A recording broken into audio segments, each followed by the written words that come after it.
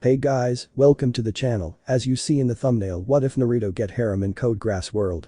Before I start, please do support for more awesome content and subscribe my channel and like this video. Go support and follow the resurrection of the Forgotten for writing that awesome fanfic, and also make sure to comment on this story, link in the description. Talking. Thinking.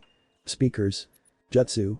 Rubble, that is all that is left, all that anyone can make out, of the landscape that was once one of the proud cities of Japan, or as it is now called Area 11, after the initial invasion by the Holy Britannian Empire in 2010. But that battle is more than 7 years old now, and soon this place would be better known for another entirely different reason. At the center of the ruins stood a single nightmare frame, but this nightmare frame was one of a kind. It was humanoid-shaped, with most of its armor being a dark crimson color with black lining its shoulders, the bottom of its feet, chest, and along its knee guards. Its head had fox attributes to it, with its eyes being a solid orange. But the most prominent feature on the nightmare that made it so unique were the 9 tails that swayed behind it, and even though they were made of metal, they moved with such elegance that they never even came close to colliding with one another. Inside the pilot was a young boy of about 16 with a black mask on that hid most of his facial features. He had spiky golden blonde hair that fell around his face. Through his face mask you could see a shining pair of sky blue eyes. If one were to look under his mask, they would see 6 strange marks that almost looked like whiskers, 3 on each cheek. The clothes he wore were something only he would know the meaning of. His name is Naruto Uzumaki Namikaze. And right now he was in some serious trouble. How did it come to this, the blonde boy thought to himself. This place, these ruins, they were meant to be his grave site. Looking around him, the boy saw that he was being surrounded by, at the very least, 60 Burai, the Japanese modified Glasgows. From what he could see alone, all their guns trained on him. Some could say it spoke highly of his piloting skills, that so many people were needed just him, but considering that not too long ago he considered these people his comrades, allies, nakama, his friends, he really couldn't find any reason to be proud of any of this. Exactly how many times did he risk his life to save theirs? Only to be betrayed by them at the end. While he was never an official member of the Black Knights, he had, on more than one occasion, fought alongside them protecting the people of Area 11, no matter who they were, and against the rule of Britannia. And tonight he was supposed to fight alongside them as they initiated their attack on the Tokyo settlement, even though he was going against his better judgment. His eyes focused in on the only nightmare frame that stood apart from all the others. Across from him amongst all the Burai stood the Gurren Mark II. And inside was a pilot that he knew very well. She was his girlfriend after all, or ex-girlfriend considering the situation. Colin is a girl his age with shoulder-length red hair that spikes out in the back and dark blue eyes that were better compared to the color of the sea, in contrast to his sky blue ones. That too, Colin? Naruto asked over his frame speaker system, some of the anger, sadness, and disappointment he felt leaking into his voice. I'm sorry, Naruto, Colin replied, doing her best to keep her voice as steady as possible, but we have to do this, for the good of Japan's future. She said, her voice sounding a lot stronger and confident than she was actually feeling at the moment. Is it for Japan or for Zero? Colin. Naruto thought, some bitterness seeping into his thoughts. He had often wondered what Colin would do if she was forced to pick between him and Zero. Guess I can stop wondering now. Out of the corner of the screen monitor his eye noticed another nightmare frame approaching. Taking a closer look, he realized it was the Gawain, Zero's personal nightmare. Speak of the devil. Sorry, Naruto, Zero's voice was heard coming over the Gawain speaker system after he arrived to the soon-to-be battlefield, but you are an obstacle that stands in the way for my vision of Japan's liberation. What the hell are you talking about? Naruto demanded angrily, aren't we fighting for the same thing, for the same goal? You're wrong, Naruto, Zero replied coolly, our goals are similar, Naruto, that much is true, but you lack the conviction necessary to fight against Britannia as you should. You say you want to free Japan from Britannia's rule, yet you will still put that freedom in jeopardy for the simple fact that you do not agree with the methods used. How can we possibly trust you if you are just as likely to fight against us as you are to fight with us? We cannot allow such an unpredictable variable to live, Naruto, so that is why you must die. I see, Naruto said with his face lowered, his voice barely coming above a whisper. And you all agree with him? He asked them as a whole, though what he really wanted to know is if that is what Colin thought too. When he didn't get an answer to his question, he took it as a sign of their agreement and continued, very well then. I won't bother trying to change your minds if you also strongly believe in what Zero is saying. He spoke solemnly. But, at that point the 9 tails started to move more fiercely and wildly than before, as the tips opened up releasing dark red blades from each tail before closing around them, so that each tail started to carve into the earth around the nightmare frame. If you think that I'm just going to let you kill me, then you are mistaken. The left eye of Naruto's nightmare turned black. Amaterasu. The black flames raced forward, hitting many of the Burai that were directly in front of Naruto. Some of the Burai pilots managed to eject before the flames reached them, but most weren't as lucky to avoid Amaterasu's all-consuming flames. Colin had known what signs to look for, so she had managed to move the Gurren out of harm's way before the fire was even close to reaching her. Immediately after the flames reached Naruto's first victims, a torrent of bullets were fired at the Crimson Nightmare by the encircling Burai that remained in an attempt to destroy the fox-like Nightmare and kill the blonde pilot inside. The bladed tails reacted immediately, proving their worth as an automatic defense, moving at nearly impossible speeds, deflecting the barrage of bullets. Some of the deflected bullets impacted with the ground harmlessly, kicking up dust along the way, others were shot back toward the guns they originally come from. And the remaining bullets hit a number of Burai, causing substantial amounts of damage to them. The Enigma's automatic defense is truly amazing. Naruto, second, probably, only to that of the Gawains. Zero mused to himself from inside the cockpit of his Nightmare. "Cease fire," he ordered, "bullets are useless against him." Listening to their leader, all of the Black Knight stopped firing and waited for the dust to settle before they charged in. From within the cloud of dust, Naruto steadied his breathing and relaxed his muscles, preparing himself for the battle massacre that was about to happen. While he waited, Naruto reflected on how everything led to this moment and how he came to live in a world filled with giant robots and advanced technology instead of ninja and jutsu. How his life changed by mere chance. He still refused to believe that something like fate existed. Flashback. On the waterfall that led into the Valley of the End was a man watching two young genins battle, one wearing an orange jumpsuit, the other a high-collared blue short-sleeved shirt and shorts, both wearing the standard shinobi sandals. The man wore a black high-collared cloak with red clouds outlined in white and an orange spiraled mask that only had one eye hole. He had no real identity, it was something he had thrown away years ago.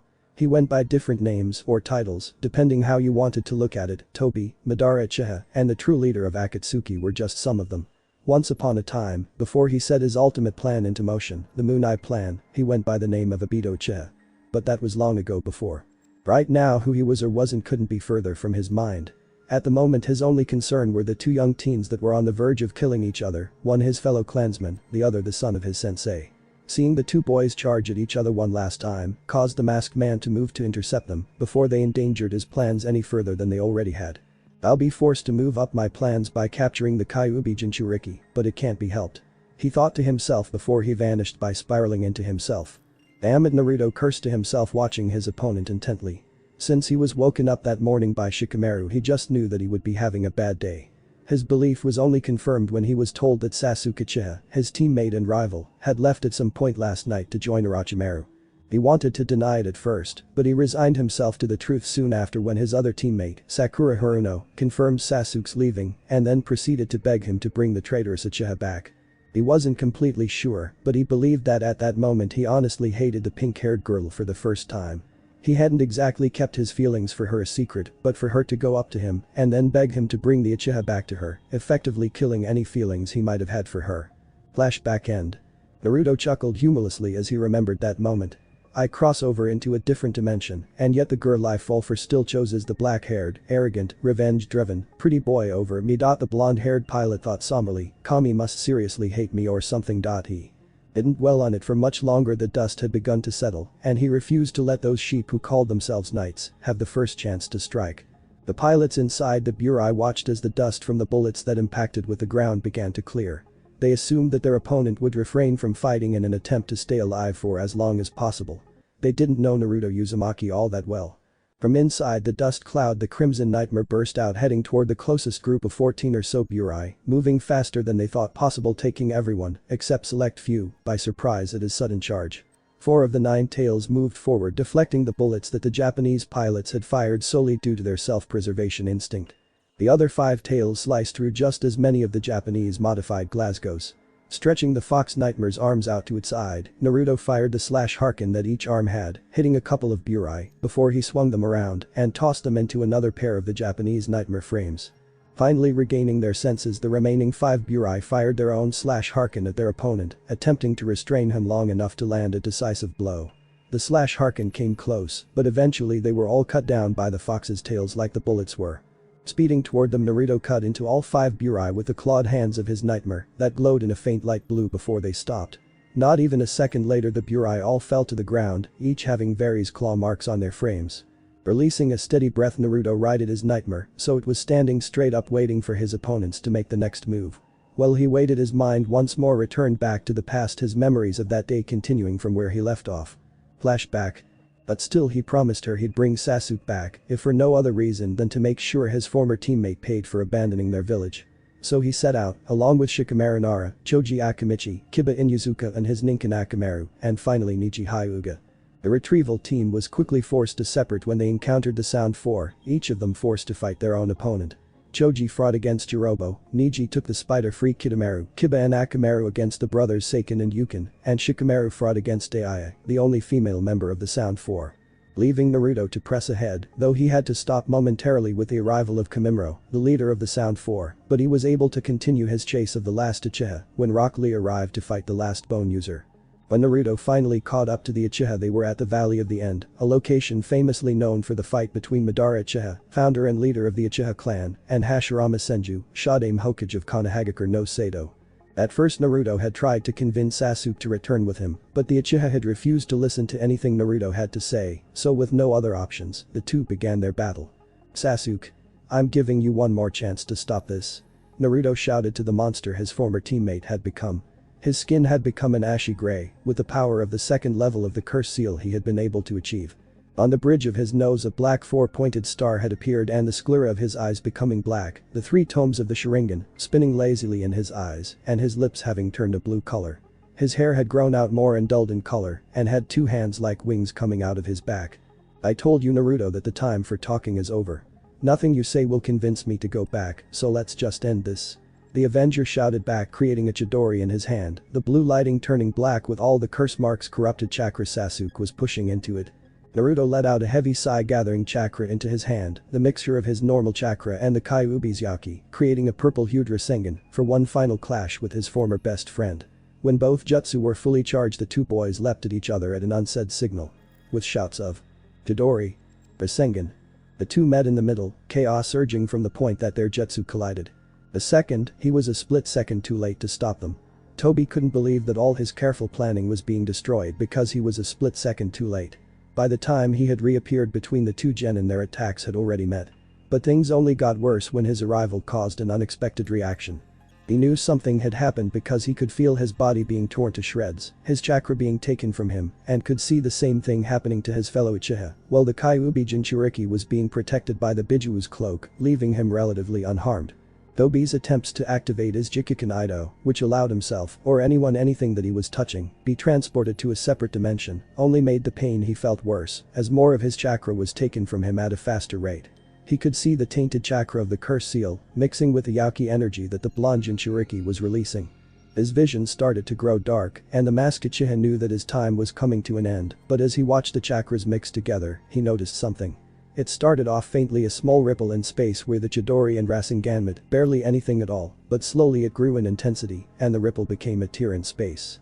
Before everything went completely black, he noticed that the chakra he used for the Jikuken Ido was also converging with the other two energy sources, creating the tear in space. He also noticed that the amount of chakra that went into the tear wasn't consistent with how much chakra he had lost. So where was the rest of his chakra going? Naruto could also see the tear in space and could feel himself being pulled into it. He also noticed the strange individual in the orange spiraled mask who had appeared beside him, but his attention was mostly focused on the boy across from him. His sapphire blue eyes were filled with regret and sorrow as he watched the life slowly drain away from the eyes of his friend and rival. He had failed to save someone precious to him and had unintentionally broken a promise he made to another of his precious people, even if he was unsure how to feel about her at the moment. He knew of course that there was nothing he could do at the moment to save Sasuke's life, but for right now he would mourn for the person he considered his brother. Goodbye Sasuke. The blonde Uzumaki thought before he was pulled into the tear in space. When Naruto opened his eyes again, he was in a sewer that he had only visited a couple of times before. Picking himself up from the murky water, his clothes strangely not wet, he began trudging toward where he knew the Kyuubi's cage to be located in a daze. Walking into the room that contained Kyuubi, Naruto didn't even register the fact that the once closed iron gates that once housed the great demon fox were now wide open, and the piece of paper with the kanji for seal floated uselessly in the ankle-high water. Well, what an interesting turn of events this came out to be, huh, Naruto? A dark voice asked him, a pair of crimson-slit eyes snapping open from the unending darkness that lied behind the gate. At the sound of his name, Naruto came out of his daze, registering the fact that he stood in front of Kyuubi with nothing in between them. His body grew tense waiting for the mighty beast to jump out at him in an attempt to consume him like it's threatened to do before. "What the hell do you want, fox?" Naruto shouted out at the demon fox edgily. "I don't know how you broke the seal, but I won't let you attack Konoha," he shouted, pulling out a kunai from his pouch. There is no need for that, kid," Kyuubi said disinterestedly, "besides, even if I wanted to attack your little village, that is no longer possible." Naruto gave Kyuubi an uncertain look. "What do you mean it's no longer possible?" he asked, putting the kunai hesitantly away. "We are no longer anywhere near Konoha. We are not even in the same dimension," the fox answered him. "How is that even possible?" the sapphire-eyed boy questioned the demon fox confusedly and a bit of distrust. "I'll explain, but first it might be best if I transformed into my human form," Kyuubi said, and before Naruto could question the demon fox about what it was talking about, the giant crimson eyes disappeared. From the darkness walked out a girl that looked a couple years older than him, long crimson hair with a few bangs framing her angelic heart-shaped face, her skin a healthy tan color a little lighter than his own. She wore a dark red kimono top that left her shoulders bare, allowing for a generous view of her C-cup breasts, a black obi tied around her waist, and black cloth arm warmers on each hand tied by red string. A red knee-length skirt with black frills at the end, and black shinobi sandals. On the back of her shirt there was a picture of her in her fox form. What finally convinced Naruto that this was Kyuubi were her crimson slit eyes. "So how do I look, Naruto-kun?" she asked the shocked teen. Naruto at the moment was doing a good impression of a fish, his mouth opening and closing in an effort to say something, but nothing would come out. Why you're, girl." Naruto was finally able to sputter out in shock. Kyuubi's eyebrow started to twitch while a tick mark appeared. "What, because I'm the strongest demon to ever exist, automatically means that I have to be male?" Kyuubi shouted indignantly, hands on her hips. "No. No, no, no, no, no, no, no," Naruto said, quickly waving his hands back and forth in denial. "I was just surprised, and with how masculine your voice was when you were a giant fox, I kind of just assumed you were a guy." "Well, that's obviously not the case. Is that going to a problem?" she asked him sweetly, too sweetly in Naruto's opinion. "None whatsoever," the blonde-haired boy instantly replied. "Good, then we can continue with the explanation about what's happened," Kyuubi stated with a smile. "We were pulled through a rift in space when your jutsu clashed with that of the Uchiha, and that masked shinobi appeared between you two, thanks to a space-time jutsu." A smirk spread across her face, "And because my Yauki was protecting you, you weren't killed like those two idiots were by the tier," the red-haired vixen said smugly before letting out a sigh. "Though I've lost most of my power from crossing into this dimension," she muttered mostly to herself. "What do you mean you lost most of your power?" Naruto asked, cutting in, "And who was that guy anyway?" "That man was an Uchiha, that's all you really need to know for now," the demon queen began, "and I didn't really lose my power, it's more like I can't access it," she continued, knowing that she will need to explain. "Well, I still have all my Yauki, we each can only use about one tail worth of power at a time." "Each? Does that mean that you're still going to be with me?" Naruto asked, getting a nod from Kyuubi. "Why? Why not?"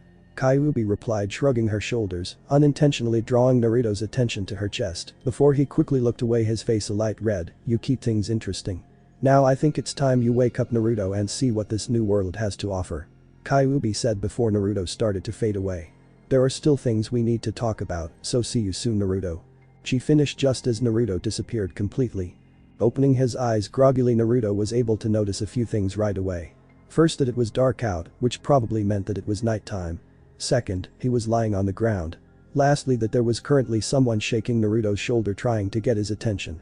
Hey kid, are you alright?" the distinctively male voice asked him. Naruto let out a groan in reply as he tried to sit up despite the protests of the guy beside him. His body was a bit shaky, can't cross over into a different dimension without suffering some sort of after effects, but he was eventually able to sit up, so he was no longer lying on his back. "Where am I?" the blonde dimension hopper asked. "You're right outside of the ghetto," the unknown male answered him. "Ghetto?" Naruto asked confusedly.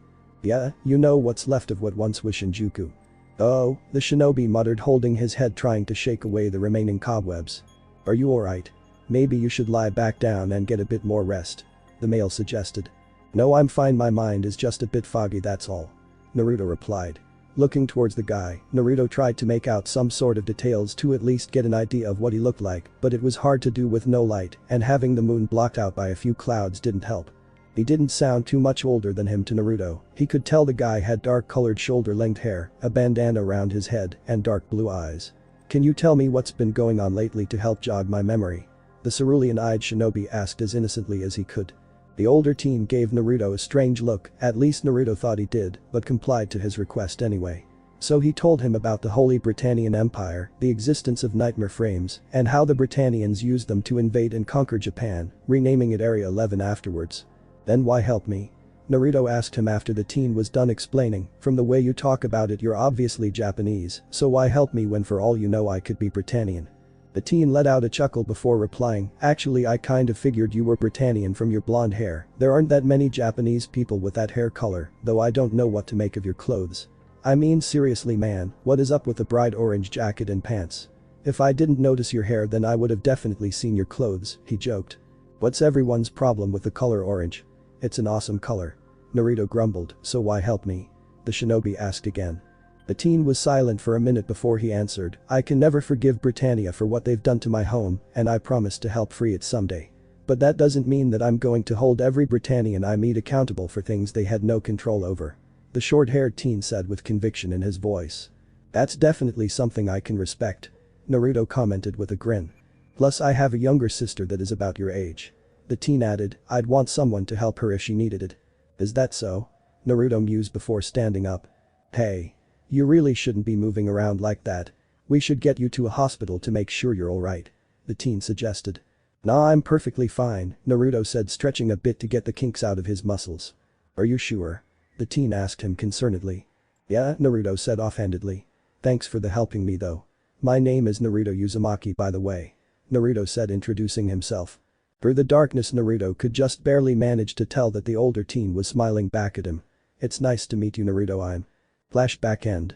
Naoto Kazuki, Naruto said, whispering the name of the first person he met in this world. Shifting his nightmare to the right, Naruto was just able to dodge the Gurin's clawed right hand, barely missing having his nigmare's head ripped off. Immediately after, Naruto had to jump back to avoid the slash Harken that Colin had fired, his nigmare's tails not being able to block the projectiles from such close range. Please Naruto, if you surrender peacefully we might be able to convince Zero that this isn't necessary, Colin pleaded with him over the loudspeakers of her nightmare. Your sister has come a long way, Naruto thought silently to himself. And by this I assume you mean killing me? The former Jinchuriki questioned her, he wasn't expecting her to give him an answer. We both know that's not going to happen. Naruto replied, although he wasn't very clear if he was talking about him surrendering or being allowed to live. The two just stared at each other for a moment, both wishing that things had turned out differently. Naruto made his nightmare jump into the air away from Colin before diving toward another group of Burai in order to avoid fighting her for a while longer. I've already said this before, I'm not going to let you just kill me.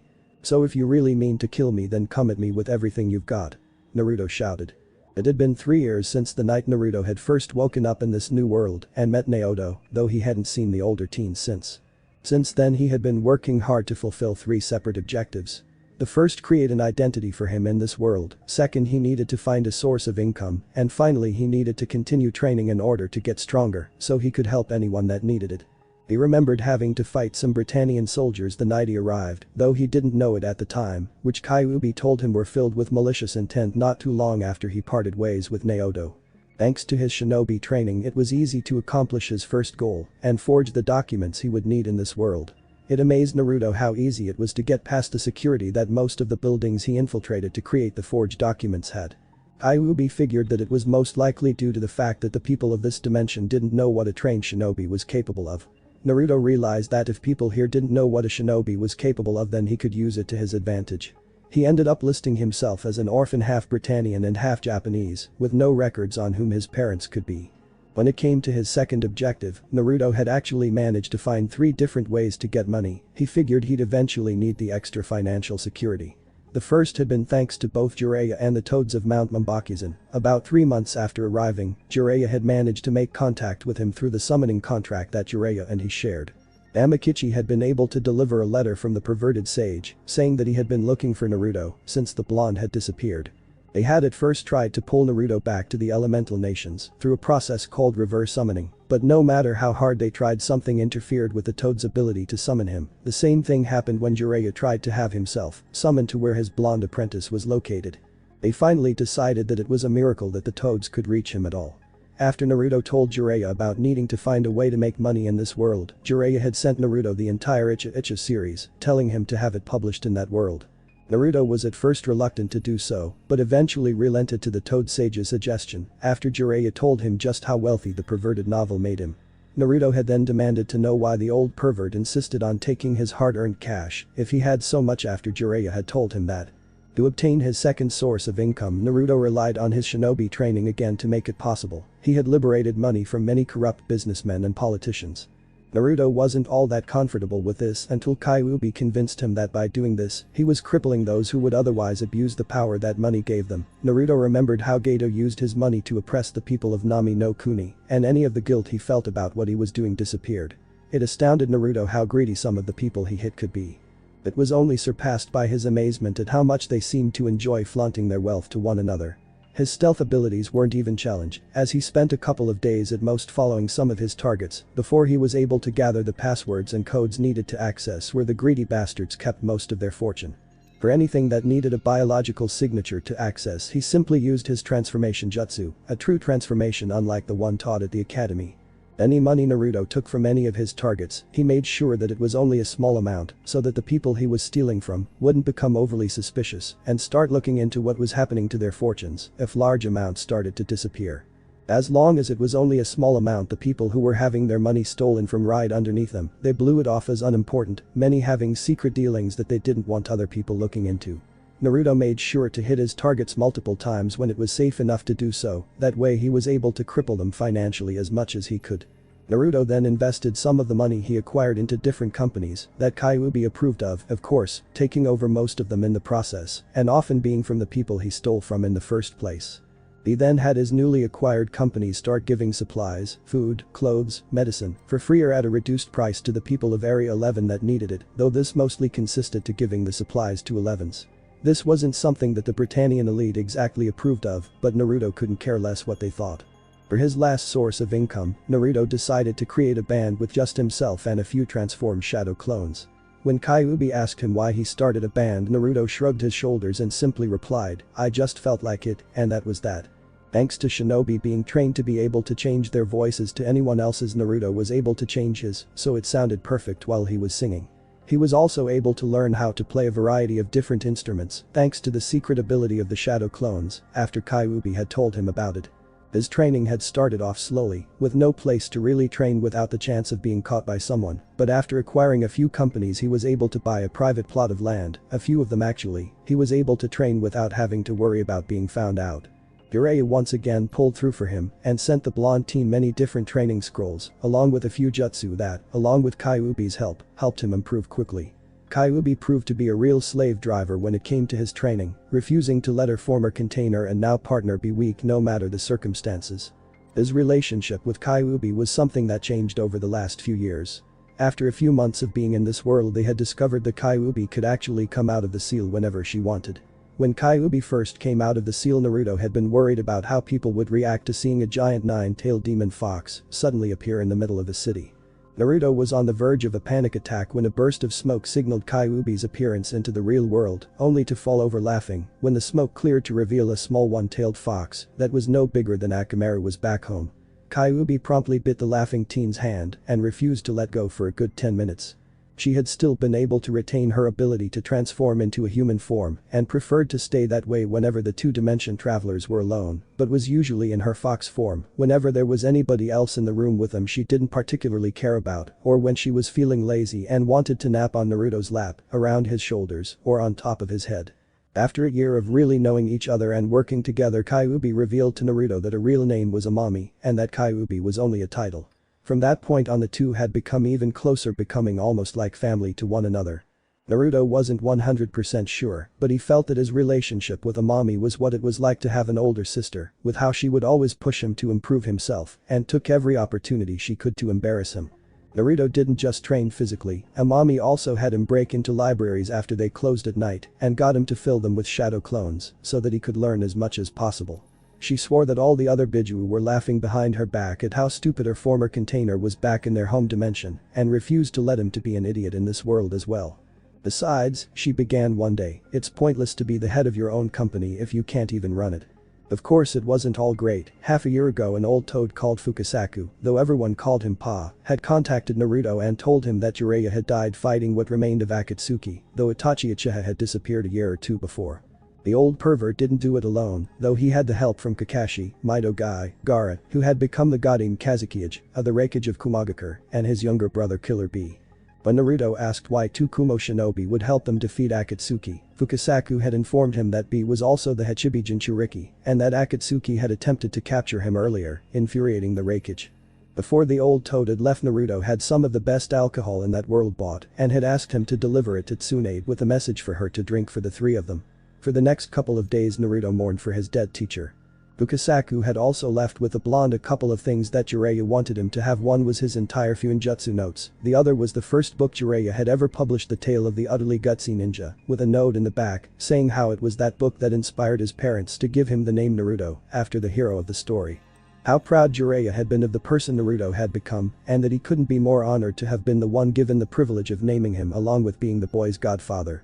That last revelation had hurt the blonde-haired shinobi, to know that he had family so close and never knew, but it also made him incredibly happy that his godfather was proud of him, despite his initial shortcomings as a shinobi. After that, Amami felt that it was the best time to reveal a couple of other hidden truths to Naruto, specifically who his parents were. Shocked couldn't even begin to describe how Naruto felt when he learned that his father was Minato Namikaze, the Yondaime Hokage. It was only matched with the shock he felt at learning that his mother, Kushina Uzumaki, was Amami's former container. Things had been a bit tense between the blonde and the red-haired vixen for a while, but things slowly returned to normal between them, and it was only helped by the fact that Amami could tell Naruto stories about Kushina, back when she was a kunoichi. In order to honor the memory of his parents, Naruto renamed one of the major companies he controlled into Namikaze Corporation, in memory of his father, while choosing to keep his mother's maiden name. That wasn't Amami's only revelation. She then told him how while they were being brought into this world, chakra from both Uchihas was being absorbed by him, and that it finally stabilized inside him, changing his DNA slightly. When Naruto questioned the red-deeded vixen on what she was talking about, she replied that the influx of chakra had made it possible for him to activate the Uchiha clan's famous Dojutsu, the Sharingan. Naruto didn't believe her at first, but after he channeled some chakra into his eyes, like Amami asked him, he watched in a mirror as his sky blue eyes shifted into crimson red with 3 black tomes in each eye. Looking into those blood-red eyes reminded Naruto of the last time he had seen eyes just like them, and the grief he felt watching his best friend die while he survived, and how he inadvertently played a part in his death. The resurfacing guilt consumed Naruto before he even realized it, causing a change in his eyes that neither he nor Amami expected. His eyes evolved into the Manjikyu Sharingan. For the next 6 months Naruto trained in mastering the abilities of the Sharingan and Manjikyu Sharingan. In those 6 months Naruto could use Amaterasu effectively, though the chakra control necessary for Tsukiyomi made it so he could only hold it for a day and a half, unlike Itachi who could hold his illusion for 3 days, and the supposed third ability of the Manjikyu Sharingan, Susanoo, was completely out of his reach. He was at least thankful that Amami was able to heal the damage caused by the Manjikyu Sharingan. With so many different resources at Naruto's disposal, he began building a personal nightmare frame, creating a nightmare that was more advanced than any nightmare created so far. It infused some of the world's most advanced technology, along with making the frame out of chakra-conductive metal that Naruto was able to recreate with Amami's help. The date was August 10 in the year 2010 of the imperial calendar. The Holy Britannian Empire had just declared war on Japan. The Far East island nation had held fast to its neutrality, and now Britannia looms as the world's only superpower. Rights to Japan's underground resources became a hotly disputed issue, straining the already deep-rooted diplomatic tensions between the two sides. In the deciding battle for the mainland, Britannian forces introduced into combat the humanoid anatomist's armored knight known as the Nightmare Frame. The enemy's forces were far greater than anticipated, and the Nightmares obliterated the Japanese line of defense on the mainland with little effort. Japan became a dominion of the empire. The country was stripped of its freedom, its rights, and its name. Area 11, the defeated and once proud nation of Japan, was rechristened with a mere number. Though unknown to the world, an unidentified variable will play a part in changing its entire destiny. Here is video footage of yesterday's terrorist bombings in Osaka. The news played in the background, for the most part ignored by the occupants of a room in the Tokyo settlement, as balding elderly man played chess. He lifted up a chess piece, his hand shaking fearfully, trying to think where best to put it without it costing him the match. The other occupants of the room consisted of 5 bodyguards, thugs wearing black suits and dark shades, and a man with short brown hair wearing noble clothing that fit his social ranking. The elder had just finished putting his piece down when a timer went off, signaling that time was up. "You're out of time." One of the men acting as a judge told him, from here on you'll make your moves every 20 seconds. The man's opponent, the nobleman, casually filed his nails with an utterly bored and uncaring look on his face responded, "Heh, very well, I'm game." Panicking slightly, the elder looked towards the board, his eyes shifting around the room, quickly trying to find some way to prolong the match, when the elevator doors opened up behind him. "Oh, did you substitute arrive?" The nobleman questioned rhetorically, as the elderly man hastily got up from his chair with a relief quickly spreading across his face. "Oh, thank heavens I'm saved," the elder said, letting out a sigh. "Are things going well at school?" He asked one of the two boys that came out of the elevator. "What have we here, schoolboys?" the noble asked, taking in their appearance. The first boy wore the standard male uniform for Ashford Academy, black coat with yellow accents, a white collared shirt underneath, black pants and shoes, with a lean body, shoulder-length black hair that was framed around his face, so only a few strands fell over it. He had violet-colored eyes with a smirk plastered across his face as he stared down at the nobleman. The other boy was wearing the same thing, only he had a helmet with goggles on top over his blue head of hair that spiked out slightly near the front, elbow-length gloves over his hands, and had light gray eyes. "Well, look at this, a nobleman," the black-haired boy replied. "I envy you kids today. You have so much time on your hands, time for regrets. What's your name?" the nobleman asked the black-haired boy rudely. "Lelich," the violet-eyed boy answered, walking over to sit in the seat previously occupied by the older man, Lamperouge. Lelich said smoothly, not at all bothered by the noble's tone of voice. It was something he had grown accustomed to hearing when he was younger. Lamperouge, it was a fake name that he and his sister, Nunnally, used to hide from their past. Their real names were Lelich and Nunnally vi Britannia, son and daughter to the current emperor of Britannia, Charles I Britannia, the one man that Lelich hated most in the world. The blue-haired boy walked past his classmate and looked down at the chessboard in astonishment once he noticed the position of the chess pieces. "Oh whoa, now wait a minute, there is no way you can win this one, it's impossible, right?" the other boy questioned his friend. "Rivalts," Lelich began to say to the now identified Rivalts.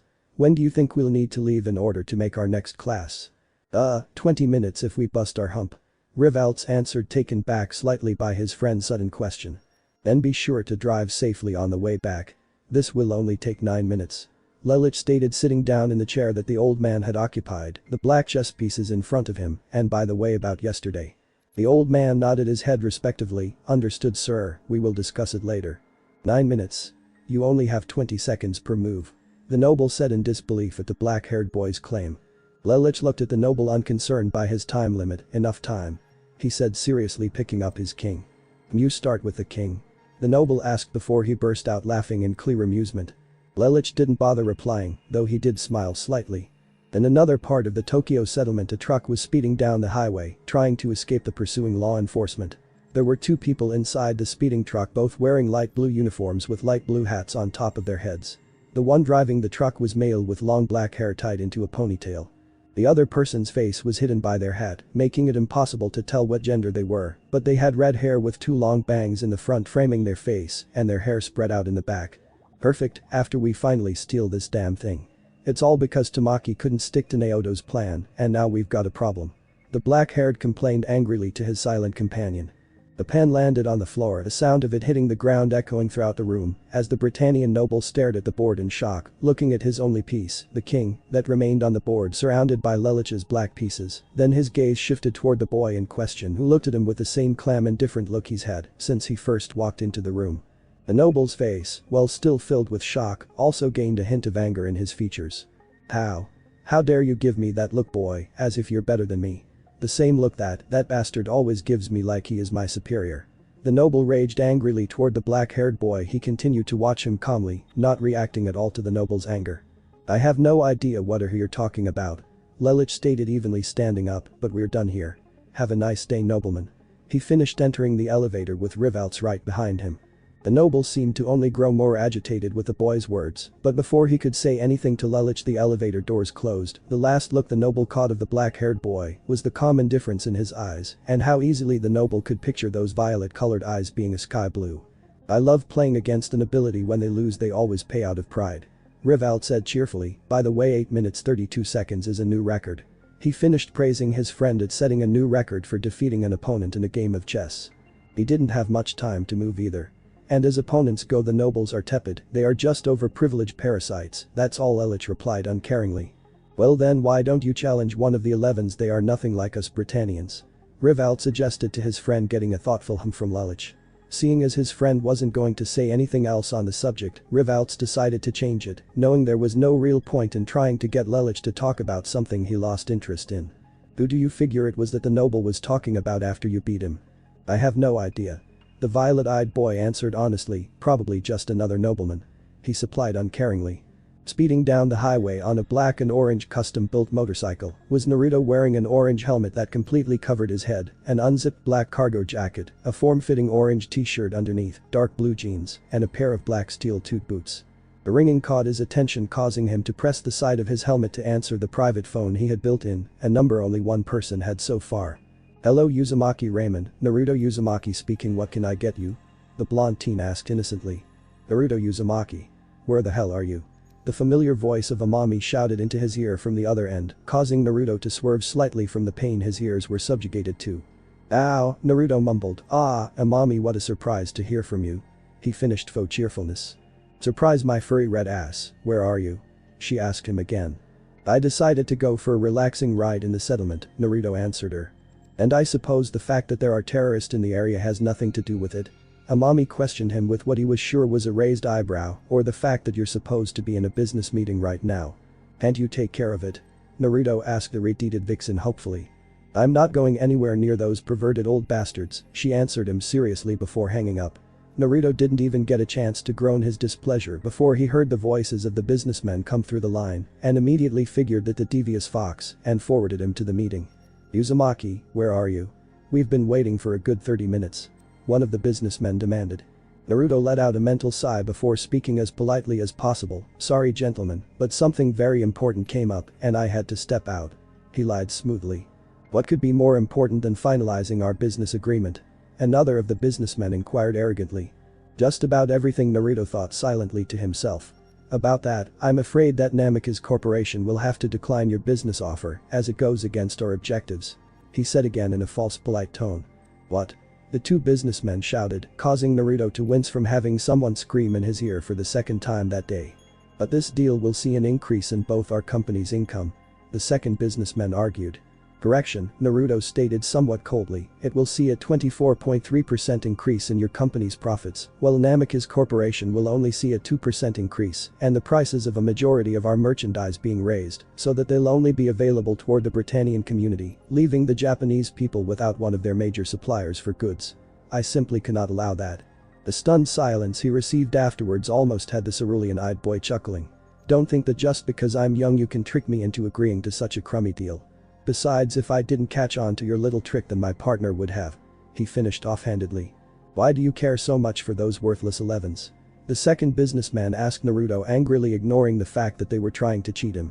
"You won't get far in this world if you continue to support them like you have, Uzumaki. Don't you know?" the first businessman asked his partner, the sneer evident in his voice. "Uzumaki is only half Britannian, one of his parents was a dirty 11. The boy must feel some sort of obligation to his fellow trash," he said before continuing to speak to Naruto. "Isn't that right, half-bred?" "Half-bred, huh? Well, I guess you're right, I'm only half Britannian after all," Naruto admitted calmly, not at all perturbed by the fact that the man knew that piece of information, seeing as it wasn't technically true, and he never bothered trying to hide the fact he listed himself as half Britannian and half Japanese. "That's something I don't understand about you full-blooded Britannians. You believe that just because of a mere circumstance of birth, that it makes you better than all the areas you've conquered. Yet right now you are the ones who need to make this deal with my company, aren't you?" he asked them, but didn't wait for an answer. "Gentlemen, you've wasted enough of my time and you have 5 minutes to get out of my company before security removes you from the premises. What Uzuma? You can't do thigh. Goodbye gentlemen."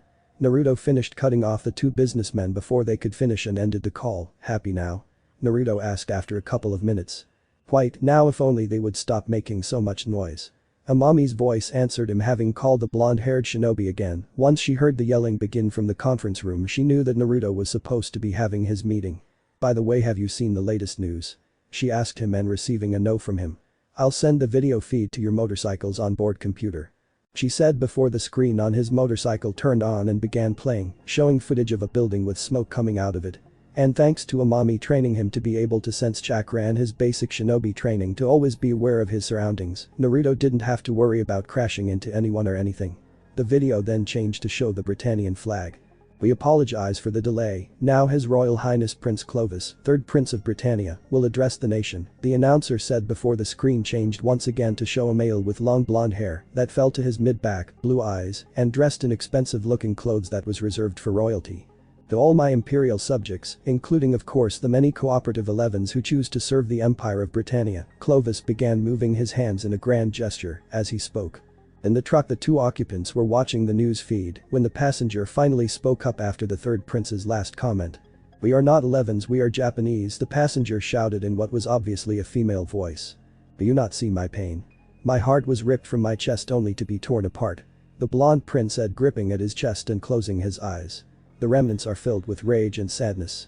However, as ruler of Area 11, I will not tolerate terrorism of any kind.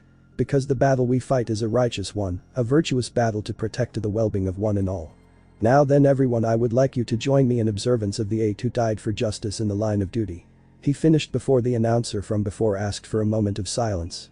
I'm not sure to either be impressed by his acting skills, if not a bit overdramatic, or be disgusted by the fact that he's hosting a party while all this is happening. Naruto thought with a scowl, looking at the image of one of the princes of Britannia, having received an invitation to attend the party himself, cutting the feed at that point. "So do you know if anything else has happened?" Naruto asked the Crimson Vixen. "Yeah, apparently the Japanese who attacked that building managed to steal some medical supplies, or at least that's what they stole, according to the information the Britannian government released to the public. The truck the Japanese escaped in is also currently being followed by law enforcement," Amami answered. "You think they're trying to hide something?" Naruto replied, referring to her comment about the Britannian government. "Most likely," the Redeed admitted honestly. "Namika's corporation supplies more than enough medical supplies to the Japanese.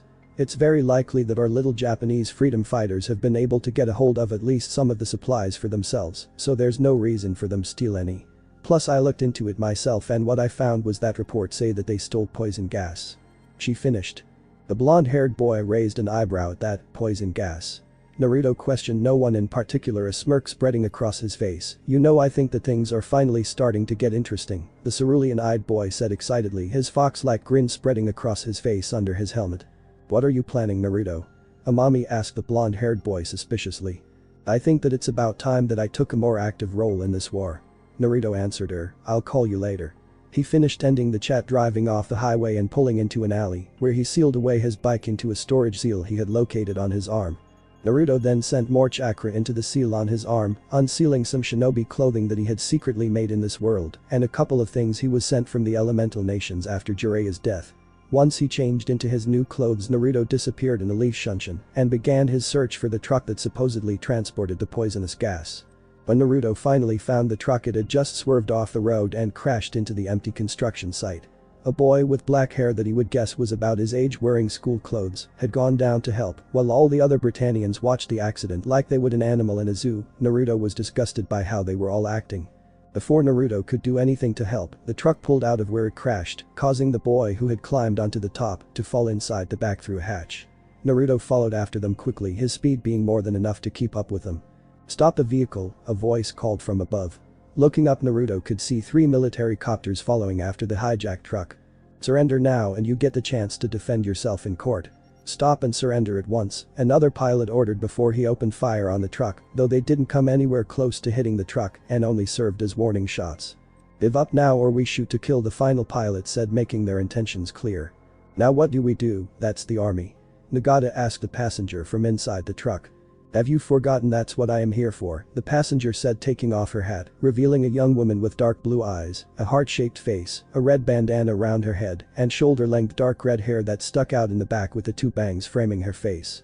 She got up from the seat and proceeded to walk towards the back of the vehicle, removing the blue coat to revealing red and brown clothes underneath.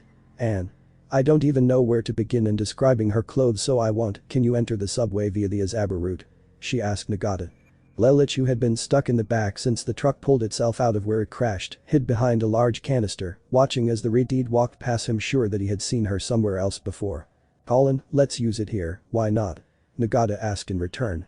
"Because that would mean a bloodbath," the now identified Colin replied back, walking up the stairs of something that was located in the very back of the truck.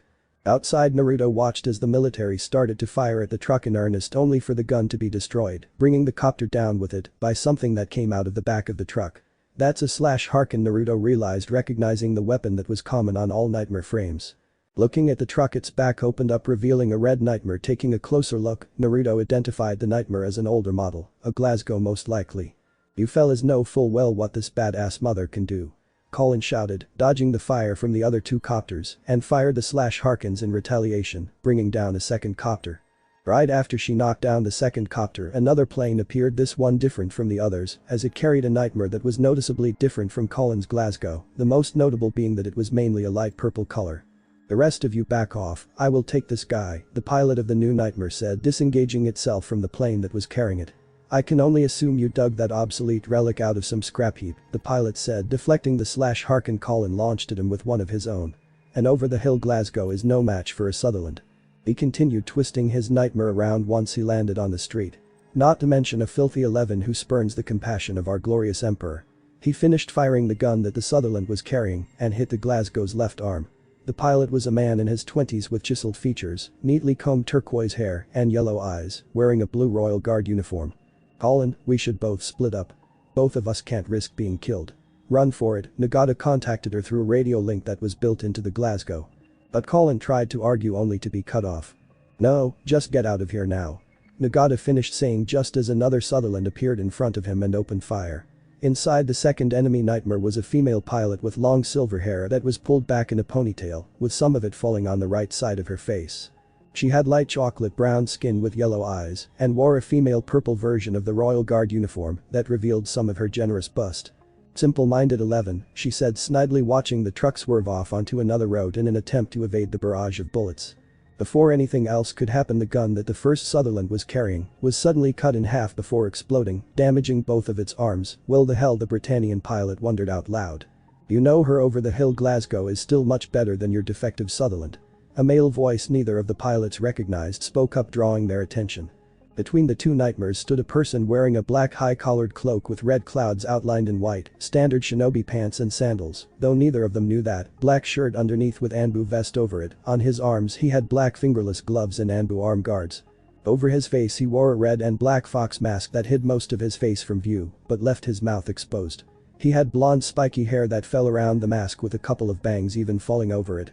And, though neither could see it from where they stood, his bright blue eyes could be seen through the eye holes. In his hand was a katana with a crimson blade that almost looked like it was giving off its own light, and a black spiral guard with a white hilt. Its scabbard was black and hanging across his back. And here is a piece of advice, Britannian, if you're not careful, that arrogance you possess will see you killed. Who the hell do you think you are to be lecturing me? The turquoise pilot growled out, and how were you able to damage my nightmare? There is no way you managed to do it with that little butter knife. Answering your questions in reverse order, this sword was my mother's, and its name is Akashini, and you shouldn't underestimate what it is capable of. Naruto said, holding up the sword with a smirk on his face. As to my name, I'll be keeping that a secret for now. What do you think you're doing? Colin shouted, finally coming out of her shock of seeing the masked blonde suddenly appear in front of them out of nowhere. If you don't get out of here now, you're going to get yourself killed. Naruto looked toward the Glasgow from over his shoulder with a raised eyebrow. Did you not just see me cut that thing's gun in half with just my sword? Naruto asked the crimson-haired pilot, amusement clearly evident in his voice, causing Colin's face to redden slightly in embarrassment. I've already said that you shouldn't underestimate Akashini, but you should also not underestimate me, he finished confidently. Well, here is some advice for you, 11. The enemy nightmare pilot shouted, the Sutherland's right arm raised and its arm blade extended. Don't take your eyes off your opponent. He finished bringing the blade down where Naruto was standing. Look out. Colin shouted out a warning to the blonde, trying to fire a slash Harken to intercept the blade, but it wouldn't fire. No way, it stuck. She said in a panic, trying to fix the problem before turning her attention back toward the screen, afraid that she would see the masked individual, who judging by the sound of his voice was around her age, being crushed by the enemy's blade, only to be surprised again by what she did see. When the enemy brought down their blade, Naruto disappeared for a second only to reappear on the blade and began to run up its arm. Slashing at the Sutherland's arm with his sword, Naruto, putting some of his training to use and channeled some of his wind chakra into the chakra conductive blade, easily cutting through the Sutherland's arm. In another burst of speed, Naruto disappeared again and reappeared at the nightmare's feet, slicing at its land spinners, reducing its mobility. Incredible, Colin said in astonishment as she watched Naruto slice into the Sutherland. He's so fast. And he's cutting through that nightmare like it was nothing. Shaking off her amazement momentarily, Colin lifted up the Glasgow's left arm and fired it at the Sutherland, making sure that Naruto wasn't in the line of fire. When the arm impacted with the Sutherland, it exploded, causing a smokescreen to appear, obstructing the enemy pilot's view. Looking around quickly, Colin tried to find Naruto in the smoke, but couldn't see him anywhere. Not being able, damn it, they've escaped. The Sutherland pilot thought furiously. He would have tried to follow after at least the Glasgow, but with the damage that the masked blonde had done to his nightmare, he knew that he wouldn't be able to keep up with it as it escaped. Another time then. Naruto, having left through a leaf shunshin right after Colin had fired her left arm at the Sutherland, had went off in search of the truck and found that it had crashed again, and it was now stuck in one of the old subway tunnels. He could see that the door to the back of the truck had been opened and that there were two people standing in front of what Naruto figured was the canister containing the poisonous gas. Taking a closer look, Naruto could see that one of the figures was the black-haired boy from before and that he was talking to a Britannian soldier with brown hair that was about their age. From what he could hear, their names were Lelich and Suzaku respectively. Naruto's eyes widened in shock when the canister suddenly opened up, but instead of unleashing poisonous gas like he believed it would, a girl in a white jumpsuit and long green hair fell out, the two other boys being just as shocked as he was by the sudden turn of events. Leaving the two boys and girl alone for the moment, Naruto went to check on the driver, making sure to stick to the shadows so he wasn't seen by anyone. Taking a look through the window on the driver's side, Naruto let out a silent curse when he noticed that the black-haired driver had a bullet wound in his shoulder and a lot of blood was flowing out. His injury was bad and would need immediate medical attention, or else he'd die from possible blood loss. Before Naruto could move to help the injured driver, he caught the sound of several footsteps approaching, and a new voice spoke up. "Stinking monkey," a voice called out, some lights now shining on the truck. Taking note of the newcomers, Naruto saw that there were a total of 10 soldiers, including the apparent leader of the group who had spoken up, all their guns trained on three other teens, as no one had seen him, having been hidden from view on the other side of the truck. "Being an honorary Britannian will not excuse you." "Sir, I was told this was poison gas," Suzaku said, walking up toward his superior. The honorary Britannian statement only seemed to infuriate his superior, as he began to berate the boy before presenting him with a gun and ordering him to kill Lelich. Suzaku refused, saying that Lelich wasn't a terrorist but a civilian who was unfortunate enough to get caught up in this mess. "Very well," the leader of the squadron said after Suzaku's continuous refusal to shoot his childhood friend. He placed the gun against Suzaku's side and pulled the trigger, causing the boy to fall to the ground. "Suzaku!" Lelich shouted, watching his friend collapse to the ground. Naruto was about to move in and attack the Britannians when he heard a weak voice come from inside the truck. Turning his attention to the driver, Naruto watched as slowly reach towards something on the dashboard. "Death to Britannia, long live Japan," Nagata said weakly. Naruto's eyes widened in alarm, realizing what the Japanese man was attempting to do, and only just managed to grab onto the driver's shoulder and disappear in another shunshin a second later before the truck exploded. When the two of them reappeared, they were outside, on top of a building a short distance away from where the explosion took place, but out of sight, so any planes that passed through the area would be unlikely to see them. As soon as they arrived, Naruto spent the next several minutes applying the little medical jutsu he knew to help heal the wound. After he was sure that the black-haired man wouldn't die from his injury, he finished by dressing the wound in some healing ointment that he always had on him in case of emergencies and some medical tape. A few minutes later, Naruto heard a groan behind him and looked back at the black-haired man that had just regained consciousness. While Naruto waited for the man to wake up, he had kept a lookout for anything that could pose a threat. "I see that you're awake," the blonde shinobi remarked, walking toward the man who was still lying down. "That's good. What's going on? Who are you?" Nagata asked, trying to sit up only to be held down by an arm being placed on his uninjured shoulder. "Easy there, you're safe, but if you move around too much right now you're going to end up reopening your wound," Naruto said gently, "and all you need to know right now about who I am is that I'm a friend. Well, my name is Nagata, and if you saved my life then I owe you my thanks. I was sure I was going to die down there," Nagata admitted, introducing himself to cerulean-eyed boy. "Don't worry about it." Before Naruto could say any more, he was cut off by the sound explosions occurring far away, along with the sound of gunfire and helicopter rotors. "That's coming from the ghetto," Naruto stated worriedly. "What's happening?" Nagata asked him, but didn't try to get up, knowing that with his injuries, he'd only make things worse. "I'm not sure," the blonde answered softly before closing his eyes and extending his chakra sensing capabilities toward where the ghetto was located. What he sensed caused him to clench his fists and grit his teeth. The chakra signatures of the civilians that lived in the ghetto were disappearing at a rapid pace. "The civilians, they're being killed," he finally said. "What? How can you possibly know that?" Nagata questioned him disbelievingly. "I'm sorry, I don't have time to explain right now," Naruto replied, preforming a single hand seal for his favorite jutsu, Shadow Clone Jutsu. The former Konoha shinobi said, creating 20 shadow clones, gaining a stunned look from Nagata at seeing 20 individuals that looked like exactly his mysterious savior appear out of nowhere. All of you are to save and evacuate as many of the civilians from the ghetto as you can. Now go. Naruto ordered them, getting a quick salute from his clones before they all disappeared. He then created another 2 shadow clones. You two are to stay here and watch over Nagata, understood? Hi boss, they both said at the same time. Turning his attention back toward Nagata, he gave the injured man a reassuring smile. Don't worry, they'll keep you safe. Naruto told him, walking toward the edge of the building. What are you going to do?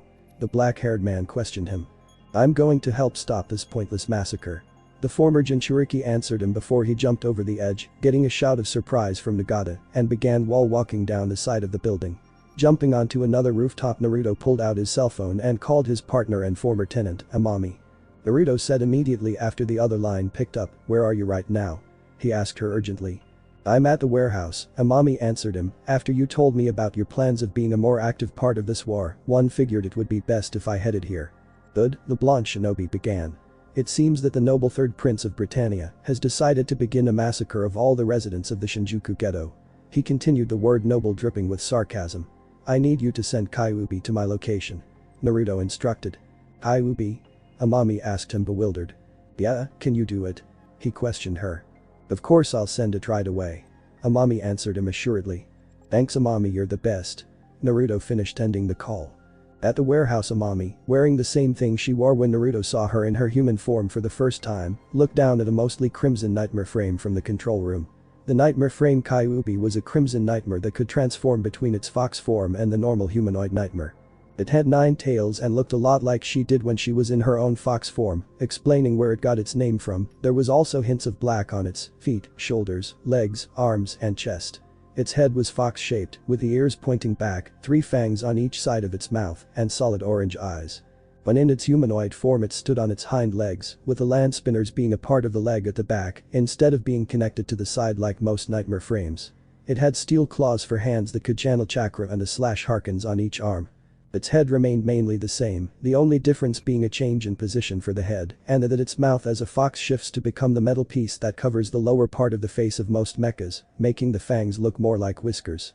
It did lack the normal nightmare frame's humpback, something both Naruto and Amami agreed was a good thing, but still offered a way to eject if necessary.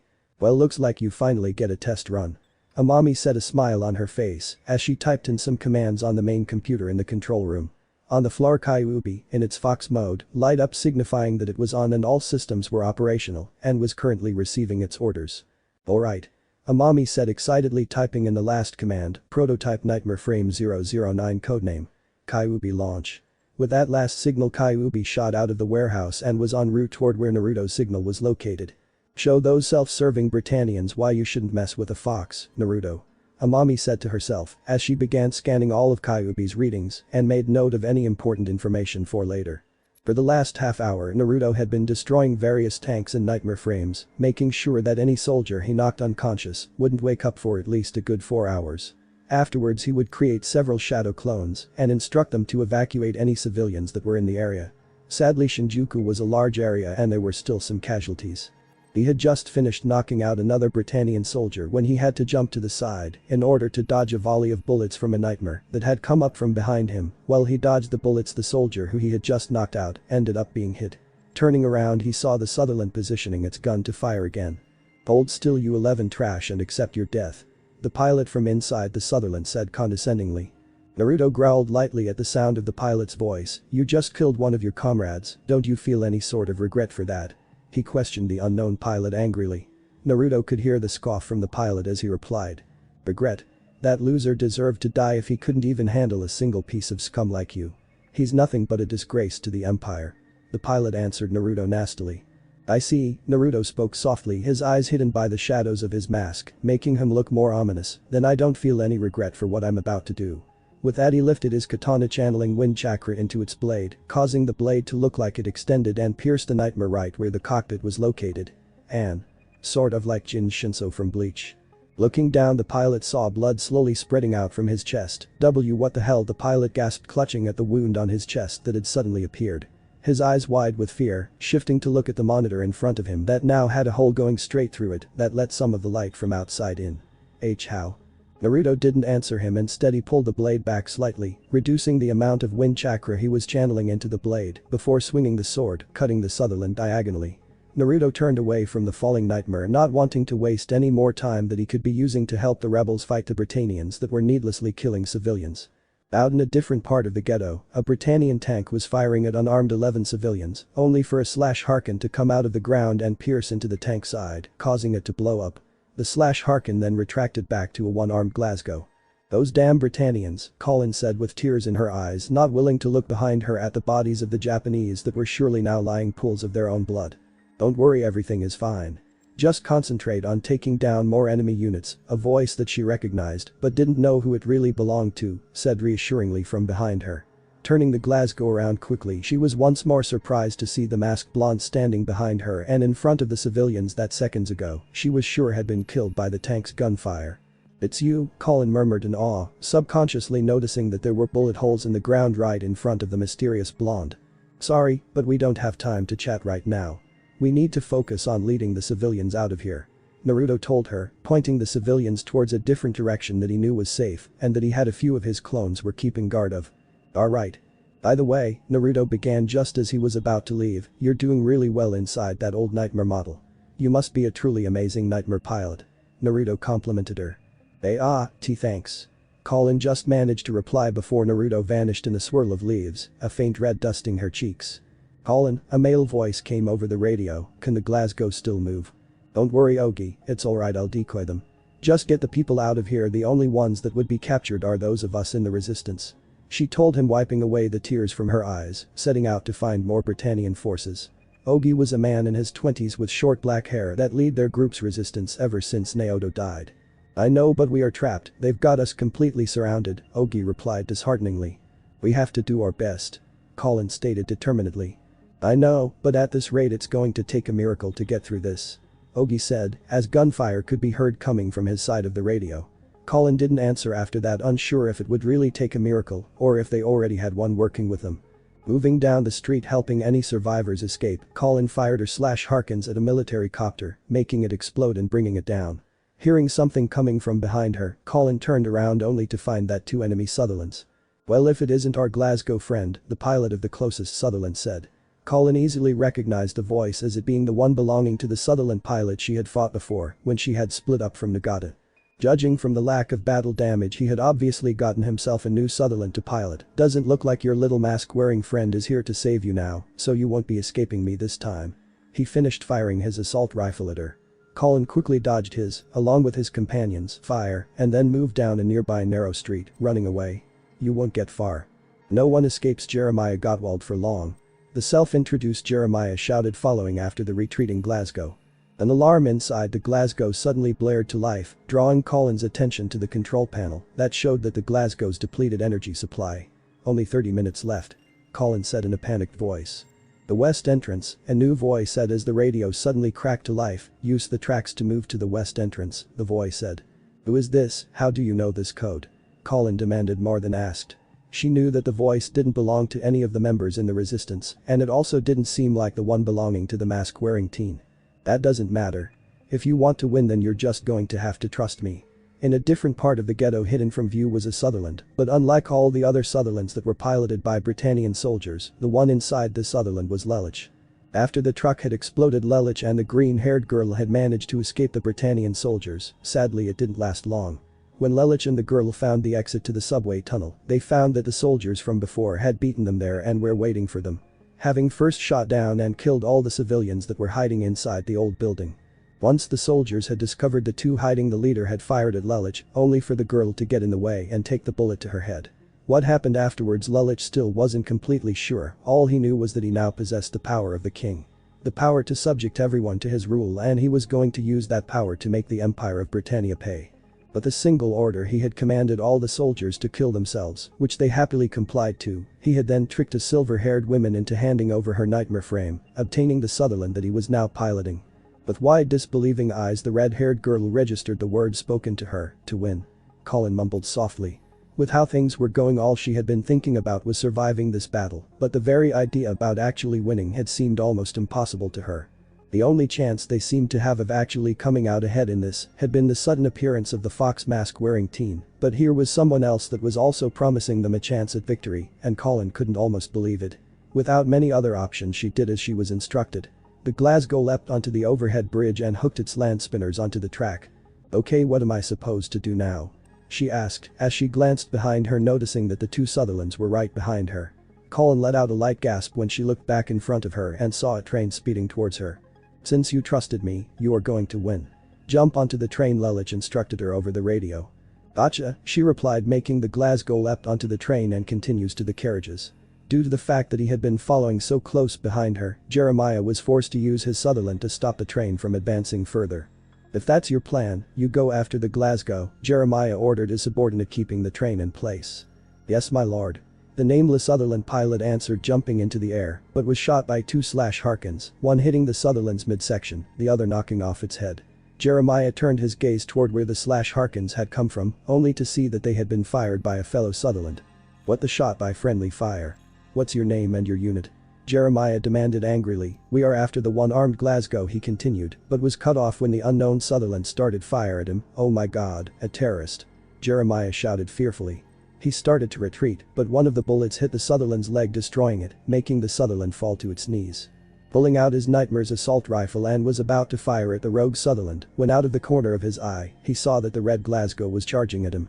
With no clear chance of winning now, the turquoise pilot ejected out of his Nightmare, the pod firing off into the distance. "You saved me, but how did you get a hold of a Sutherland, huh?"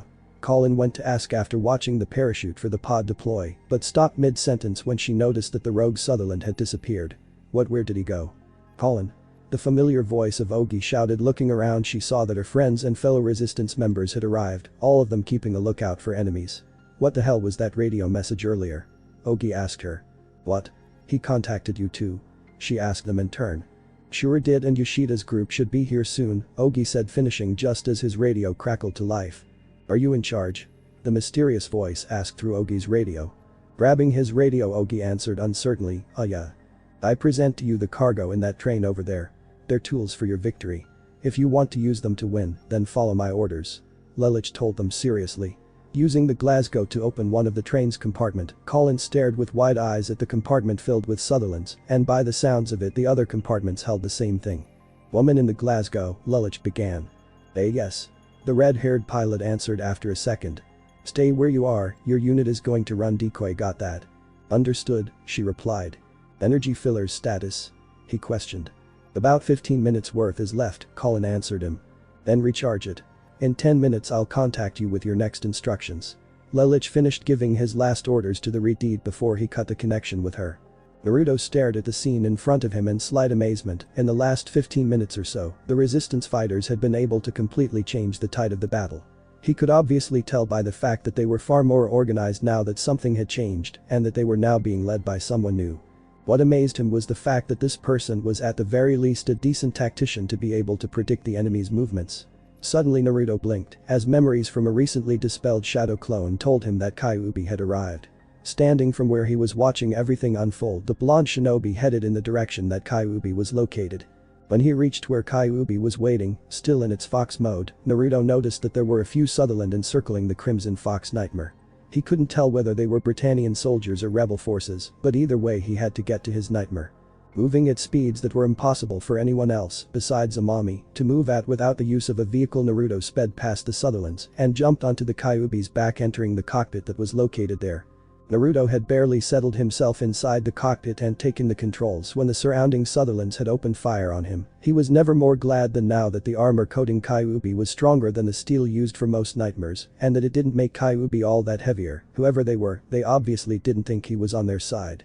Grunting slightly from the shock of the impacting bullets, Naruto flipped a switch on the controls, bringing the Kyuubi's tails to life as a blade extended out of each tail. Moving in front of him widely, the tails began to deflect the bullets that were heading his way. It was something that Amami and him had worked together to create.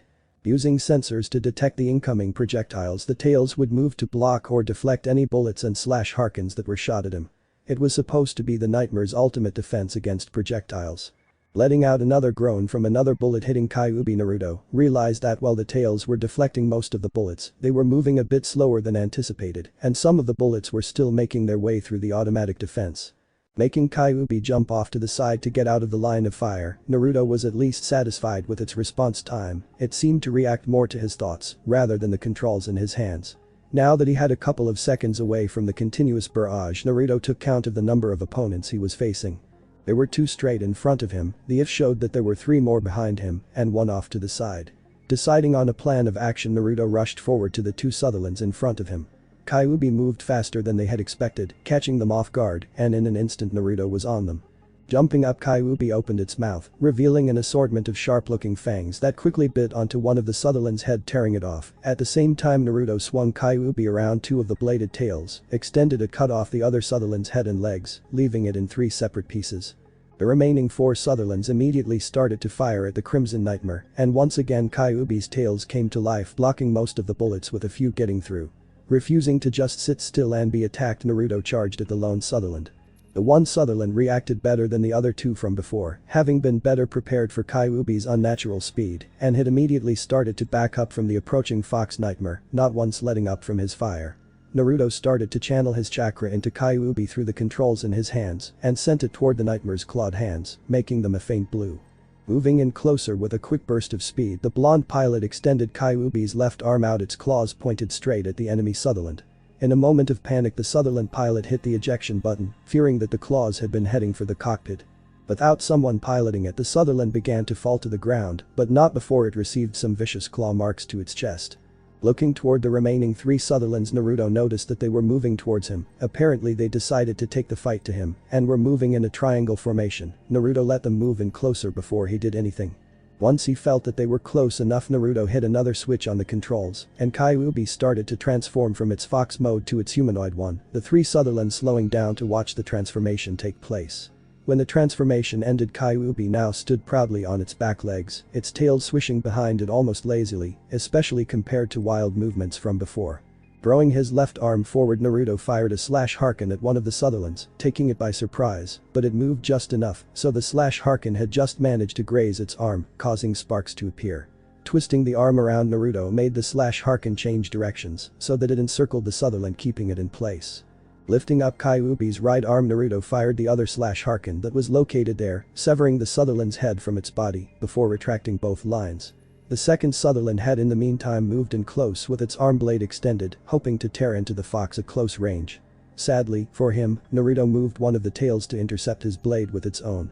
Blocking something was a lot more difficult than deflecting a projectile and required Naruto to do it himself. The Sutherland stood still for a second as its pilot processed the fact that his attack had been stopped, but that 1 second was all it took as the other tails smashed into the unmoving Sutherland, knocking it a good distance away. The final Sutherland, stricken with fear by the fact that a single enemy unit had been able to defeat 5 Sutherlands, almost instantly began firing at the Kyuubi without pause, but none of the bullets hit since Naruto had Kyuubi jump into the air to avoid the barrage of fire. Naruto twisted Kyuubi midair so that it was parallel with the Sutherland beneath him before the tails surged forward, cutting into the Sutherland and leaving nothing but pieces in the wake. Letting out a sigh, Naruto closed his eyes, the red of the Sharingan disappearing as he did so, having turned on the Dijutsu for that last maneuver to make sure he didn't accidentally kill the pilot inside. Well, all things considered, not bad for a first battle. Naruto muttered to himself. Is that so? Amami's voice said, one of the monitors showing that a communications link had been established between the Nightmare Kyuubi and the real thing back at the warehouse. So I'm guessing that it's working perfectly. She finished. More or less, Naruto answered her with a large grin, a few adjustment here and there, and I think we will be able to continue with its testing. That's good to hear. The red-haired vixen stated. Yeah, now if you would excuse me, I have a few more Britannian asses to kick today. The blue-eyed boy said cheerfully. Sure thing, have fun, Amami replied with just as much amusement before she ended the communication. With a large grin on his face, Naruto shifted Kyuubi back into its fox form, it being faster when it was in that mode, and headed toward where the if indicated that a large group of Sutherlands had gathered. It was all going according to his plan. Every move that the enemy made, he already had something ready to counter it. If his half-brother was anything, then it was predictable, Lelich thought confidently. Of course, not everything was going according to his plan. He had noticed that a few enemy Sutherlands were being destroyed. That had nothing to do with the resistance group that he was leading, but he put it off as merely other rebels doing what they could. He had also been worried when a small group of 6 otherlands had separated from the large group, almost considering the possibility that they might have discovered the trap he was setting. His worry lessened slightly when he noticed that they were headed towards an unidentified nightmare frame and figured that they were just being used to back up a new reinforcement. He then put it out of his thoughts completely when the 6 otherlands were destroyed by the unknown nightmare. Besides, he had to focus his attention to what was happening right in front of him, because with this last move it would check. Lelich was so busy imagining his victory that he was caught completely off guard when all the enemy units were suddenly destroyed. If he had been paying attention and traced the pattern which the Sutherlands were destroyed, he would have noticed that it created a spiral. What the hell? Lelich said out loud before grabbing his radio. Q1, have you deployed the trap? He questioned. No, I'm still waiting for the signal, Colin's voice answered from the other end. Then what the hell happened? Lelich muttered to himself. Turning his attention to If's screen, he noticed that in the middle of the destroyed Sutherlands now stood the unidentified nightmare from before. Impossible, the black-haired boy thought. A single nightmare should not have been able to take all those Sutherlands out of commission in such a short amount of time. Moving his Sutherland carefully, Lelich looked toward where the trap waited to be deployed. There, standing in the midst of a whole bunch of rubble that was once Britannian Sutherland, stood, it being in its human mode again, a single red nightmare frame. He almost thought it was the Glasgow, but a couple of things stood out that made that theory impossible. For one, it had both its arms, and secondly, it had ninetails moving behind it. What the hell is that thing? I've never seen anything like it before. In a different part of the ghetto, one of the rebels was keeping a lookout for any more enemy units when the pilot inside saw something. Huh, what is that? A short-cut dark brown-haired man asked himself, noticing that a new nightmare had suddenly appeared and was heading in his direction. The new nightmare was mostly white with gold accents on different parts of its body and a red jewel at the center of its chest and had solid green eyes. It doesn't look like a Sutherla. He didn't even get to finish his observation before he was taken down.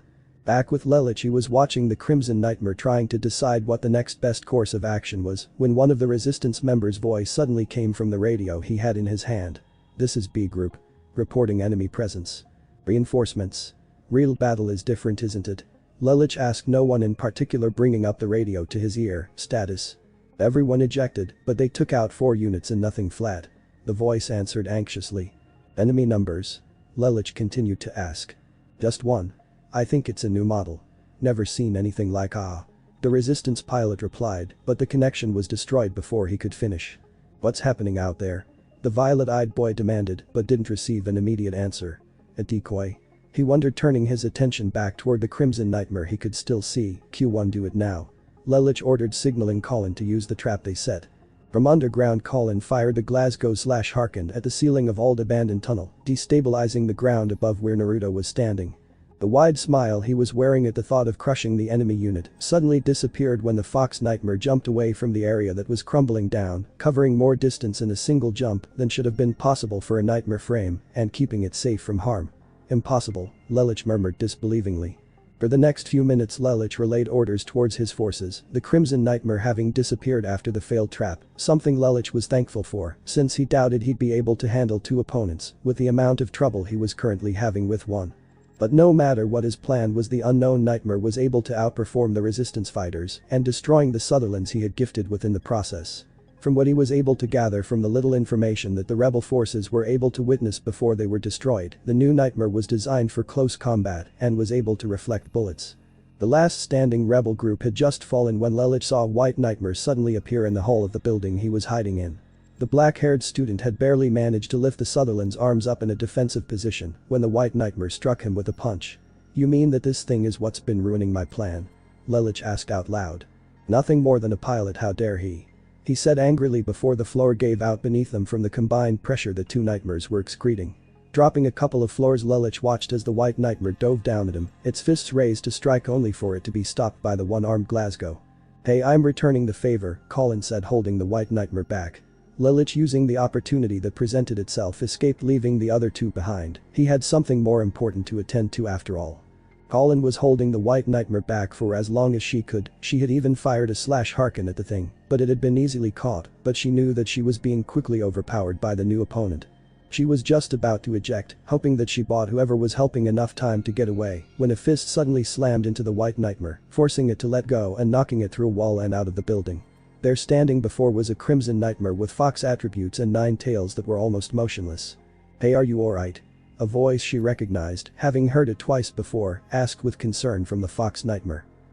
Yeah, Colin replied in a daze, thanks for saving me. Don't mention it. Naruto said dismissively, listen, take this chance and get out of here. I'll hold that thing off. What? Colin said incredulously, you can't fight that thing on your own. She argued. Naruto let out a sigh before replying, your Glasgow is in no condition to continue fighting. Besides, haven't we already been over this? You shouldn't underestimate me. But, Colin began, but knew that he had a point. The Glasgow was on its last leg and wouldn't last long at this rate. And he had already done a few amazing things before. She'd just have to put her faith in that he would be able to do it again. Fine, but you better make it out of this. The red-deeded pilot relented before leaving in a different direction than the one the White Nightmare was thrown toward. If I didn't know any better, I would have sworn she was worried about me. Naruto mused to himself before leaping through the hole that the White Nightmare had created. Outside, the White Nightmare was just picking itself up. Inside, piloting the Nightmare was none other than Suzaku. After being knocked out from his wound, he had woken up in the medical bay near the Prince Clovis's transporter. His life had been spared thanks to a broken watch that he kept with him. When he woke up, he met a short silver-haired man and his blue-haired female assistant and was offered the opportunity to pilot a new nightmare frame called the Lancelet. At first he had been unsure, but he eventually agreed as he saw it as the perfect opportunity to end all this senseless fighting. Are you another terrorist? Suzaku asked over the Lancelet's loudspeakers.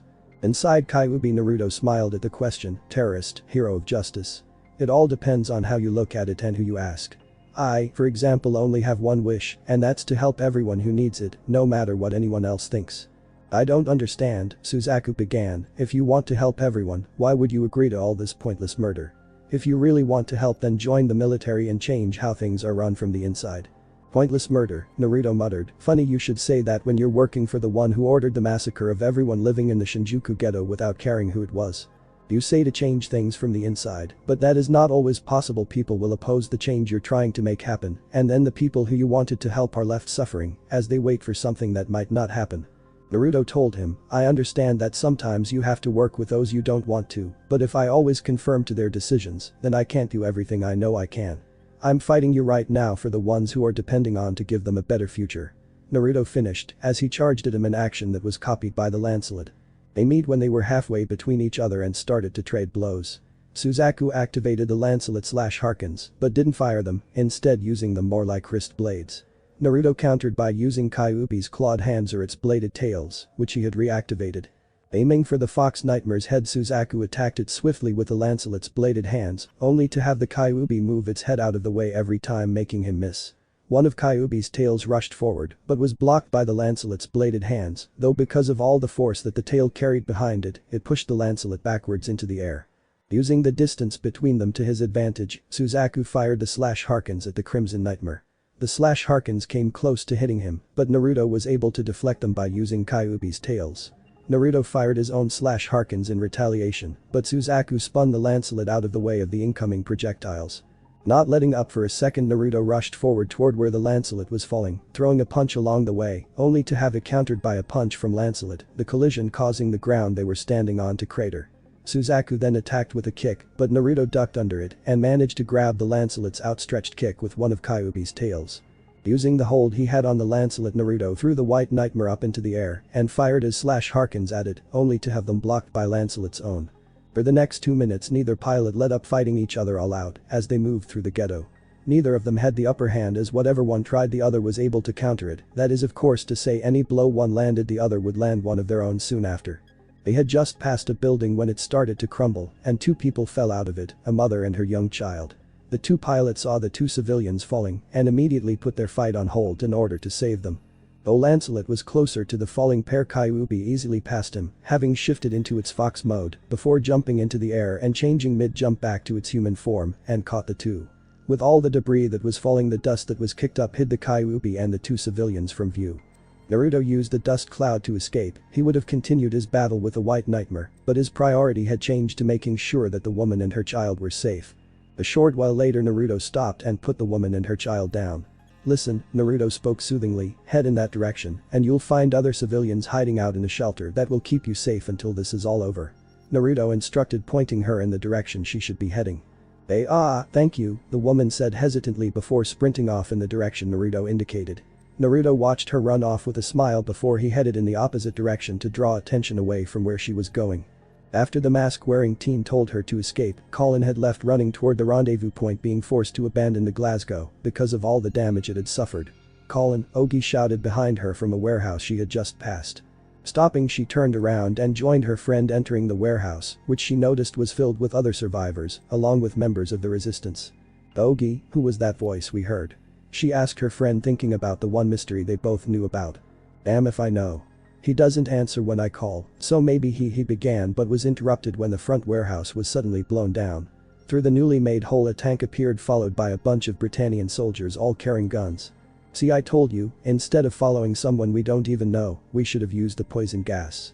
Damn, the got it to hell," the brown-haired man that was first taken out, who was named Tamaki, complained. "So this is where you 11's vermin scurried off to," the tank commander said, looking down all the survivors from his place on the tank prepared to fire. He ordered, causing the soldiers to train their weapons on the civilians and resistance members. Seeing all the guns pointed in her direction, Colin closed her eyes in fear. "Naoto," she whispered quietly. The room was suddenly filled with a loud thunk as the cannon on the tank fell off, followed a lot of thuds as the soldiers and the commander fell over unconscious. Opening her eyes, Colin stared in amazement at the destroyed cannon piece that was cut cleanly through. She was just beginning to guess what had happened when her friends started to voice their confusion. "What the hell just happened?" Tamaki asked, angrily staring at the fallen over soldiers, expecting them to stand back up and fire at any moment. "You know," a voice that only Colin recognized began, "this is the third time I've come to your rescue." There, sitting on the ruined cannon, was the masked blonde-haired teen looking at Colin specifically. "I wonder if this is what they call a destined meeting," he finished amusedly. What? Colin questioned, her face going slightly red. "Who the hell are you?" Tamaki demanded, pointing his gun at the teen. Naruto shifted his attention. The brown-haired male, not at all worried about the gun pointed at him. "You're a bit of a hothead, aren't you?" Naruto asked rhetorically. "What did you just?" Tamaki began, but was cut off when Naruto jumped off his perch from on the tank and began speaking toward everyone. "Now, is anyone in need of medical aid?" Naruto asked, but no one in the warehouse was injured. "Well, that's good to hear," he commented. "Alright, who are you?" Ogie said, stepping in. "Are you the voice from the radio?" he asked him. "Voice from the radio?" Naruto replied confusedly. "I'm afraid I have no idea what you're talking about," he admitted honestly. "Then who are you?" Ogie questioned. "I'm a friend," Naruto answered simply. "A friend? You've got to be kidding me. It's obvious that this guy is some type of Britannian spy that's trying to get our guard down." Tamaki intervened. "That's not true," Colin protested, coming to Blonde's defense. "He's been helping me since the very beginning. He saved a few civilians that were about to be killed and helped me escape from that white nightmare. And in case you've forgotten, Tamaki, he just saved all our lives. Why would he need to catch us off guard when we were already finished?" Well, that is." Tamaki began, trying to come up with something to explain the blonde's actions. "You're not really trusting, are you? And here I even brought you all a gift," Naruto said, intentionally leaving what the gift was unsaid to make them more curious. "Gift? What gift?" Colin asked him. "Well, technically I'm returning something back to you," Naruto said with a fox-like grin on his face, which went really well with his mask. Letting out a whistle as the signal, Naruto stepped to the side as a couple of clones walked into the warehouse carrying Nagata, who was lying down on a medical cot. "Nagata!" All the members of the resistance shouted, rushing toward their injured friend. "Hey guys, I'm glad to see you're all alright," Nagata said with as much enthusiasm as he could manage. "But how?" Colin asked. "I heard an explosion. I thought you had." She left the last part unsaid. "Yeah, I almost did," Nagata admitted, "but this guy was able to save me somehow," he said, pointing toward the mask-wearing blonde. Walking toward the blonde, Colin and Ogie wore grateful smiles as they looked toward the blonde. "Thank you for helping our friend," Ogie began. "Yeah, we really appreciate it," Colin continued. Looking closer at the blonde, her eyes widened when she noticed something strange about his eyes. They were blood red and had 3 black tomes in each one. "Your eyes?" the redhead said, surprised. Naruto looked at the girl in confusion for a second before he realized what she was talking about. "Oh yeah, it's just a little trick I know to help hide my actual eye color," he lied smoothly. "Oh," Colin muttered quietly, though now she couldn't help but wonder what his real eyes looked like. "Attention all forces, cease fire at once. I, Clovis, 3rd Prince of Britannia and Royal Viceroy of Area 11, hereby command you," the voice of the 3rd Prince sounded over some loudspeakers. "All forces are ordered to cease fire at once. You will also cease destruction of any buildings or property. All casualties, whether Britannian or 11, shall be treated equally and without prejudice. In the name of Clovis La Britannia, you are hereby ordered. Cease fire at once. I shall allow no further fighting." Clovis finished giving his orders. So what, just like that it's over? Ogi questioned disbelievingly. I wonder, Naruto began, drawing everyone's attention. I wonder if the military will be mad that I knocked all these soldiers out. Naruto said, indicating toward the Britannian soldiers that were still lying passed out on the ground. How did you do that anyway? Ogi questioned him. 1 second they're about to fire and the next they're out cold. Oh, that, I just happened to be very fast. Naruto replied, giving Ogi an answer without revealing anything. Anyway, I should be going now that things are over. Take care. He finished, turning away from them, dismissing his clones after they had put Nagata down, making more questions appear in the minds of everyone there. Wait, you're just going to leave without even telling us who you are? Colin questioned him. I told you I'm a friend, and for right now that is all I can tell you. Naruto replied, looking back at them. He suddenly stopped when he finally noticed the headbands that they were all wearing. What is it? Colin asked him after he just stood there staring for a minute. It's noting, Naruto said, shaking his head, it's just that your headbands reminded me of someone. Goodbye. And with that final farewell, the masked teen disappeared in a leaf shunshin. Thanks for watching this video. If you really enjoy this video, like, subscribe, and comment down below, and turn on that bell notification. Don't forget to support and follow Resurrection of the Forgotten for writing that awesome fanfic, and also make sure to comment on this story, link in the description. See you in the next video. Goodbye.